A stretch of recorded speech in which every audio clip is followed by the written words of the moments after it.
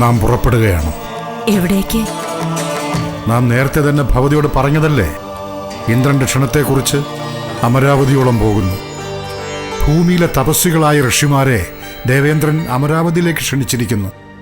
എന്നത്തേക്കാവും മടക്കം? എത്ര നാളാണ് സ്വർലോകത്ത്? അറിയില്ല. ദീർഘനാൾ വേണ്ടി വരില്ല. പൂജകൾക്ക് വിഘ്നം വരരുത്, ഉപാസനകൾ മുടങ്ങരുത്. ഇല്ല പ്രഭു, കൊടിയ വേനൽക്കാലത്ത് പോലും ഞാൻ ഒന്നും മുടക്കിയിട്ടില്ല. എല്ലാം വിധി പോലെ തന്നെ നടത്തിക്കൊള്ളാം. ശുനശേഭ,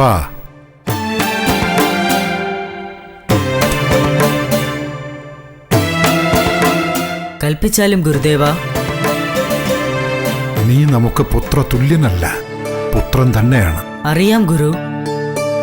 നാം മടങ്ങി വരുന്നതുവരെ ആശ്രമത്തിലെ കാര്യങ്ങൾ നീ ശ്രദ്ധിക്കണം. ശ്രദ്ധിച്ചുകൊള്ളാം. ഹോമകുണ്ടം കെടാതെ ആ ഉപാസനത്തെ കാത്തുപാലിക്കണം. ആശ്രമത്തിലെ എന്താവശ്യത്തിനും നീ ഉണ്ടാകണം. ഓ ഗുരു, എല്ലാം ഞാൻ ചെയ്തു കൊള്ളാം.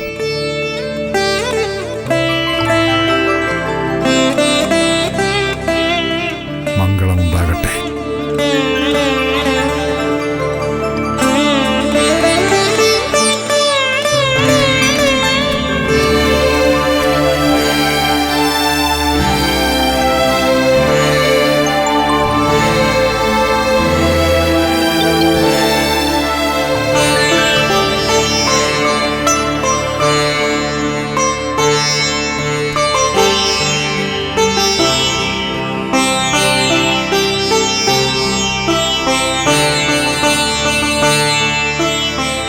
അമ്മേ, ഭൂമിയിലെ ഋഷിശ്രേഷ്ഠന്മാരെ ആദരിക്കാൻ ദേവേന്ദ്രൻ ക്ഷണിച്ചു വരുത്തുമ്പോൾ വസിഷ്ഠ മഹർഷിയെ ക്ഷണിക്കില്ലേ? ക്ഷണിക്കുമല്ലോ. അദ്ദേഹം പോകില്ലായിരിക്കുമല്ലേ? പോകും. ദേവേന്ദ്രന്റെ ക്ഷണമുണ്ടായാൽ ആരാണ് പോകാത്തത്? അപ്പോൾ ഗുരുവും വസിഷ്ഠ മഹർഷിയും അവിടെ മുഖാമുഖം കാണില്ലേ? കണ്ടാൽ എന്താ, കാണും. കണ്ട് അവർ ചിരിച്ച് കുശല പ്രശ്നങ്ങളൊക്കെ പറഞ്ഞ് വേദതത്വങ്ങളെക്കുറിച്ച് സംസാരിച്ചു പിരിയും.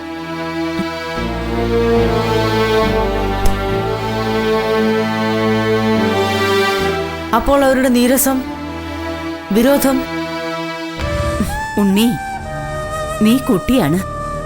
നീ കണ്ടിട്ടില്ലാത്ത വലിയൊരു ലോകമുണ്ട്. അവിടെ മനസ്സും മുഖവും രണ്ടാണ്. വാക്കും വിചാരവും വിഭിന്നമാണ്. മനസ്സിലുള്ളത് മുഖത്ത് പ്രതിഫലിക്കാറില്ല, വിചാരത്തിലുള്ളത് വാക്കായി പുറപ്പെടാറുമില്ല. ചെല്ല്.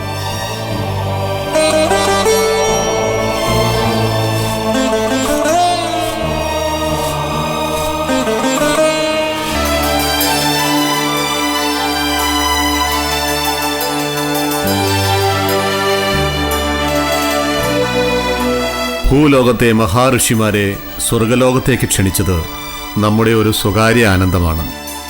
ഭൗമ സൗന്ദര്യത്തിലും സച്ചിദാനന്ദത്തിലും മുഴുകിയിരിക്കുന്ന വസിഷ്ഠാദികളായ ഋഷികളെ ഈ സ്വർഗ സൗകുമാര്യത്തിലേക്ക് ആനയിക്കുമ്പോൾ നാം അനുഭവിക്കുന്ന ആനന്ദം ചെറുതല്ല. ദേവേന്ദ്ര, അങ്ങയുടെ ക്ഷണം ഒരു മഹാസൗഭാഗ്യമായി തന്നെയാണ് ഭൂമിയിലെ ഋഷികുലം കണക്കാക്കുന്നത്.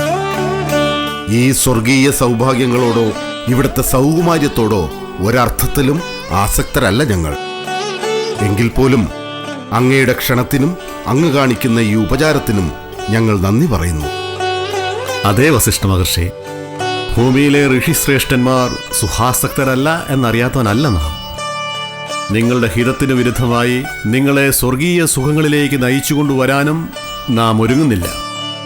എങ്കിലും സ്വർഗീയ ദൃശ്യങ്ങൾ കാണാനും ഋഷിയോഗ്യമായ സുഖാനുഭവങ്ങൾ അനുഭവിക്കാനും നാം ഋഷിമാരെ ക്ഷണിക്കുന്നു. ദേവേന്ദ്ര, അങ്ങയുടെ വാക്കുകൾ ഹൃദ്യമാണ്, അതിൽ ഞങ്ങൾ കൃതാർത്ഥരുമാണ്. എങ്കിലും യമനിയമാദികൾ പാലിച്ചും ശമവും ദമവും ശീലിച്ചു പോരുന്ന ഈ ഋഷികുലം സുഖാസക്തരായി ഭോഗാനുഭവങ്ങളിലേക്ക് നയിക്കപ്പെടുന്ന അവസ്ഥ ഉണ്ടാകില്ല. നിസ്സംഗരായി ഞങ്ങൾ അങ്ങയുടെ ആതിഥ്യം അനുഭവിച്ചുകൊള്ളാം. നന്ദി, നന്ദി വിശ്വാമിത്ര മഹർഷി. അങ്ങയുടെ ഹിതമനുസരിച്ച് തന്നെ അങ്ങേക്ക് ഈ സ്വർലോകത്ത് കഴിയാം.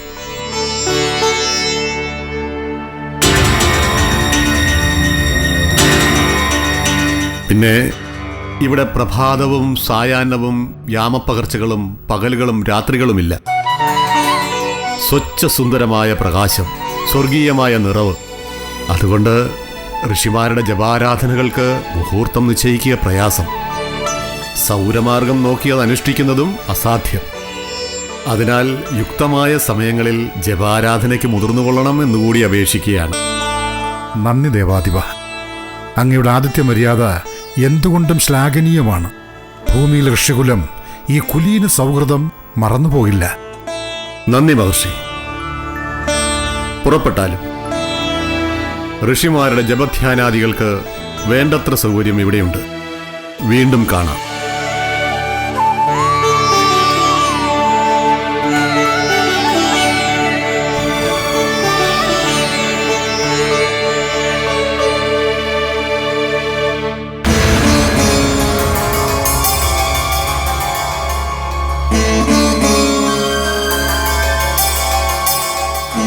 മഹർഷി വിശ്വാമിത്രൻ ആകെ ശങ്കാകുലനാണെന്ന് തോന്നുന്നു. അങ്ങേ എന്തോ ഒരു വിഷയം അലട്ടുന്നുണ്ട്. എന്താണത്? പറയാവുന്നതാണെങ്കിൽ പറയാം. നാം ചിന്തിക്കുന്നത് മറ്റൊന്നുമല്ല മഹർഷി. നാം ഉൾപ്പെടെ ഇവിടെ സന്നിഹിതരായ ഋഷിമാരിൽ വെച്ച് അങ്ങ് അഗ്രപൂജയ്ക്ക് അർഹനായിരിക്കുന്നു. നമുക്ക് ലഭിക്കാത്ത അഗ്രപൂജ നമ്മിൽ നിന്ന് വിശിഷ്ടമായി ശ്രേഷ്ഠമായി എന്താണ് അങ്ങയ്ക്കുള്ളത്? മഹർഷേ, ഞാൻ അയോധ്യ വാഴുന്ന സൂര്യവംശ രാജാക്കന്മാരുടെ കുലഗുരുവാണെന്നുള്ളത് അങ്ങേക്ക് അറിവുള്ളതല്ലേ? ഇക്ഷ്വാകുക്കൾ ഭാരതവർഷത്തിൽ തന്നെ ഏറ്റവും ശ്രേഷ്ഠരായ രാജാക്കന്മാരാണ്. അവരിൽ ഒരാളെയാണല്ലോ അങ്ങ് ശപിച്ച് ചണ്ടാലനാക്കിയത്. അത് ശ്രേഷ്ഠത കൂടിയതുകൊണ്ടാണോ? അത് കർമ്മഫലം, അതിന്റെ പേരിൽ ലഭിച്ച ശാപം. പക്ഷേ ശാപഗ്രസ്തനായ ത്രിശങ്കുവിന്റെ പുത്രനുണ്ടല്ലോ ഹരിശ്ചന്ദ്രൻ, അദ്ദേഹം സൂര്യവംശത്തിന്റെ വിളക്കാണ്. ഭാരതവർഷത്തിലെ തന്നെ മഹാനായ രാജാവാണ്. അദ്ദേഹം ഇപ്പോൾ ഒരു രാജസൂയ യാഗം നടത്തുകയുണ്ടായി. അതിന്റെ പൗരോഹിത്യം വഹിച്ചത് നാമാണ്. അത്യപൂർവമായ ഒരു ബഹുമതിയാണത്. അതിന്റെ പേരിലാണ് ദേവേന്ദ്രൻ എനിക്ക് അഗ്രപൂജ നൽകിയത്. നാം ഉടലോടെ സ്വർഗത്തിലേറ്റിയ സത്യവ്രതന്റെ അങ്ങ് പറഞ്ഞ ത്രിശങ്കുവിന്റെ മകനല്ലേ ഈ ഹരിചന്ദ്രൻ? അതെ, ഹരിശ്ചന്ദ്ര മഹാരാജാവ് ത്രിശങ്കുവിന്റെ മകൻ തന്നെയാണ്. പക്ഷേ സത്യനിഷ്ഠയിലും ദൃഢവ്രതത്തിലും ധർമ്മബോധത്തിലും ദാനശീലത്തിലും അദ്ദേഹത്തെ ജയിക്കുന്ന ഒരു രാജാവ് ഭാരതവർഷത്തിൽ ഇല്ല മഹർഷേ. ഇനി ഒട്ടുണ്ടാവുകയുമില്ല. ഹരിചന്ദ്രന്റെ ധർമ്മനിഷ്ഠ നാം കുറെ കേട്ടിരിക്കുന്നു. സന്താന ലാഭത്തിന് വരം നേടാൻ വരണദേവനോട് പുത്രനെ ബലി നൽകാമെന്ന് പറഞ്ഞു ഹരിചന്ദ്രൻ. ഒടുവിൽ എന്തായി? വസിഷ്ഠ മഹർഷിക്ക് അറിവുള്ളതല്ലേ. ഹരിചന്ദ്രൻ വാക്കു പാലിച്ചോ?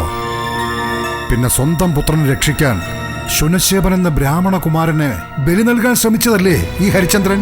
അപ്പോഴൊക്കെ എവിടെ പോയി ഹരിചന്ദ്രന്റെ ഈ പറയുന്ന ധർമ്മബോധം? ഹരിശ്ചന്ദ്രൻ ആ ചെയ്തതൊക്കെയും ധർമാനുശാസനങ്ങൾക്ക് അനുസൃതമായി തന്നെയാണ് മഹർഷേ. ദേവനോടൊരു കാര്യം വാഗ്ദാനം ചെയ്യുക, പിന്നെ അത് ലംഘിക്കുക, ഇതാണോ ധർമ്മശാസനം? വണങ്ങി സ്വീകരിക്കേണ്ട ബ്രാഹ്മണനെ വില കൊടുത്തു വാങ്ങുക, എന്നിട്ട് ബലിക്കായി യൂപത്തിൽ ബന്ധിക്കുക, ഇതാണോ ധർമ്മശാസനം? പിന്നെ ദാനശീലം. മഹർഷേ, അങ്ങ് വാഴ്ത്തുന്ന മഹാനായ ഈ രാജാവിന്റെ ദാനശീലത്തിലും നാം ശങ്കാലുവാണ്. സത്വൃത്തരെ നിന്ദിക്കുന്നത് അങ്ങയ്ക്ക് പണ്ടേ ശീലമാണ്. ഞാനിതാ അങ്ങയോട് വാതുവയ്ക്കുന്നു. സാധിക്കുമെങ്കിൽ ഹരിശ്ചന്ദ്രൻ ധർമ്മബോധവും ദാനശീലവും ഇല്ലാത്ത രാജാവാണെന്ന് തെളിയിക്കൂ. തീർച്ചയായും മഹർഷേ, നാം അത് തെളിയിക്കും. ഹരിചന്ദ്രൻ സത്യവാദി അല്ലെന്ന് തെളിയിക്കാനായില്ലെങ്കിൽ നമ്മുടെ തപസിദ്ധികളെല്ലാം നഷ്ടമായിക്കൊള്ളട്ടെ. അങ്ങേറെ ക്ലേശം സഹിച്ച് ഒരുപാട് യത്നിച്ച് നേടിയ ഈ തപസിദ്ധികൾ നശിച്ചു കാണണമെന്ന് എനിക്ക് താല്പര്യമില്ല മഹർഷേ.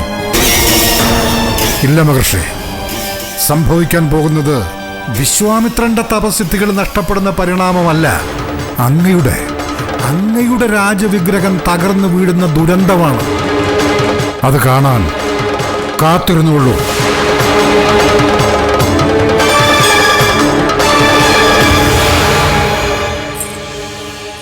അവിടുത്തെ പിതാവ് ശാപങ്ങൾ ഏറ്റുവാങ്ങിയപ്പോൾ അങ്ങ് ദൈവികമായ പുണ്യവും വിശിഷ്ടമായ ഖ്യാതിയുമാണ് നേടിയത് അല്ലേ പ്രഭു? എനിക്കതൊക്കെ നേടാനായത് പിതാവിൻ്റെയും പിതാമഹന്റെയും മാർഗനിർദ്ദേശങ്ങൾ ഉണ്ടായതുകൊണ്ടാണ് ദേവി. പിന്നെ പിതാവിന് ലഭിച്ച ശാപങ്ങൾ തീർച്ചയായും അത് പിതാവിന്റെ പ്രവൃത്തികളുടെ മാത്രം ഫലമല്ല. വസിഷ്ഠ മഹർഷിക്ക് പിതാവിനോടുണ്ടായിരുന്ന സ്ഥായിയായ നീരസത്തിന്റെ കൂടെ ഫലമായിരുന്നു. അതെ അതെ, പക്ഷേ വസിഷ്ഠ ഗുരുവിന്റെ ശാപങ്ങൾ നേടിയെങ്കിലും അങ്ങയുടെ പിതാവ് എത്തിച്ചേർന്നത് അത്യപൂർവമായ ഒരു പദത്തിലേക്കല്ലേ? അതേ ദേവി. ആദ്യം പിതാവിന് വേണ്ടി മാത്രം ഒരു സ്വർഗം നിർമ്മിക്കുക. പിന്നെ ദേവേന്ദ്രനടക്കമുള്ള ദേവന്മാർ അദ്ദേഹത്തെ ഉടലോടെ സ്വർഗത്തിലേക്ക് സ്വീകരിച്ച് ആനയിക്കുക. എല്ലാം അത്യപൂർവമായ സൗഭാഗ്യങ്ങൾ തന്നെയാണ്. ഇപ്പോൾ സ്വർഗസഞ്ചാരം നടത്തുന്ന വസിഷ്ഠ ഗുരുവിന് അദ്ദേഹത്തെ അവിടെ നേരിട്ട് കാണാൻ സാധിക്കുമോ? സാധിച്ചേക്കില്ല ദേവി. അയോധ്യാധിപനായ നമ്മുടെ യാഗത്തിൽ ഹോതാവായിരുന്നു എന്ന ഒറ്റ കാരണത്താലാണ് ഇന്ദ്രൻ വസിഷ്ഠ മഹർഷിയെ സ്വർഗത്തിലേക്ക് ആനയിച്ചത്. ആ നിലയ്ക്ക് അദ്ദേഹം ഇന്ദ്രന്റെ തന്നെ അതിഥിയായിരിക്കും. അപ്പോൾ രാജഗുരു വസിഷ്ഠ മഹർഷിയുടെ സ്വർഗയാത്ര പോലും അയോധ്യാധിപന്റെ പുണ്യത്തിന്റെ പേരിലാണ് അല്ലേ പ്രഭു? ഇല്ല ദേവി, അത്തരം അഹങ്കാര പ്രലോഭനങ്ങൾക്കൊന്നും ഇവിടെ സ്ഥാനമില്ല. മഹാതപസ്വിയാണ് വസിഷ്ഠ മഹർഷി. അദ്ദേഹത്തിന് സ്വർഗത്തിലേക്കൊരു ക്ഷണമുണ്ടാകുന്നത് അത്യപൂർവമായൊരു സൗഭാഗ്യമായി കരുതാനാവില്ല. എങ്കിലും ഇപ്പോൾ അങ്ങയുടെ യാഗത്തിന്റെ ഭാഗധേയവുമായാണ് അദ്ദേഹം സ്വർഗത്തിൽ പോകുന്നത്. സ്ത്രീ മനസ്സ് എന്നും ഇങ്ങനെയാണ്. അവർ കാണേണ്ടത് മുഴുവൻ കാണാറില്ല. തങ്ങൾക്ക് ഇഷ്ടമുള്ളത് മാത്രം കാണും. ഇഷ്ടമില്ലാത്തതൊട്ട് കാണാറുമില്ല. പക്ഷേ അവർ കാണുന്നതിൽ നിറയെ സത്യമുണ്ടായിരിക്കും. ശരി ശരി, ആകട്ടെ. ദാ ഇപ്പോ തന്നെ രാത്രി ഒരുപാട് വൈകിയിരിക്കുന്നു. നിർമ്മലമായ ഈ രാത്രി മുഴുവൻ ഭവതിയോട് തർക്കിച്ച് വ്യർത്ഥമാക്കാൻ ഞാൻ മുതിരുന്നില്ല. നാളെ നായാട്ടിന് പുറപ്പെടാനും തീരുമാനിച്ചിട്ടുണ്ട്. വരൂ.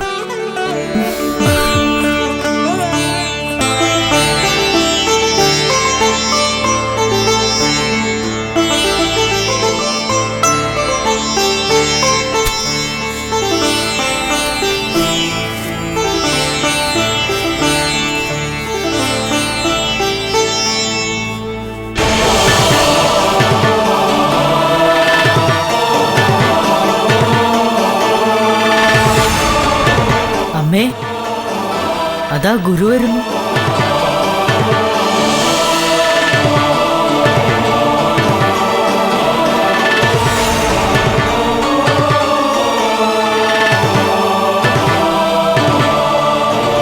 പ്രണാമം.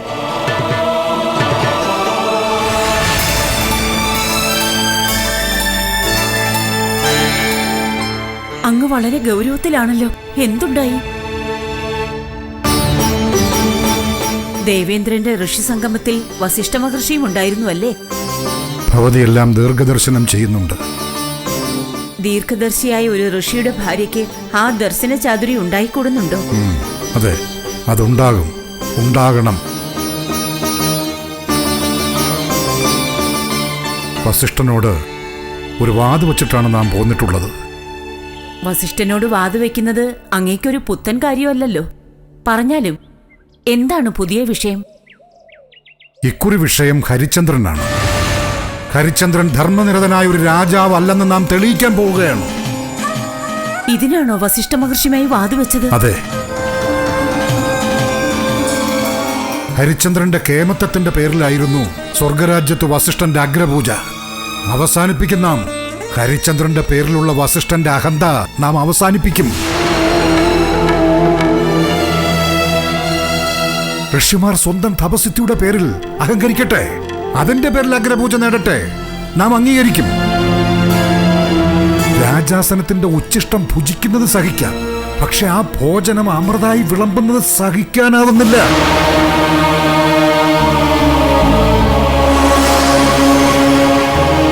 വിശ്വാമിത്രന്റെ സിദ്ധികൾ തപസ്സിൽ മാത്രമല്ലെന്ന് ലോകം കാണാൻ പോകുന്നു.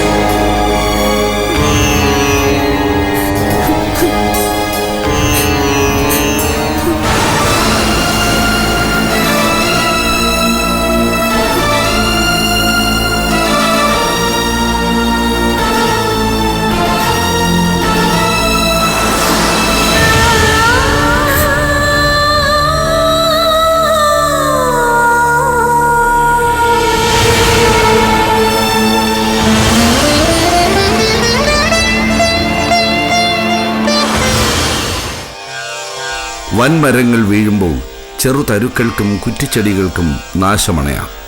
അതുപോലെയാണ് പ്രതാപശാലികൾ തമ്മിലുള്ള മത്സരങ്ങൾ. അത് മറ്റുള്ളവരെ പ്രതികൂലമായി ബാധിക്കും. അതുകൊണ്ട് ഉന്നതസ്ഥാനീയർ സംയമനവും സഹവർത്തിത്വവും സ്വീകരിക്കേണ്ടത് അനിവാര്യമാണ്.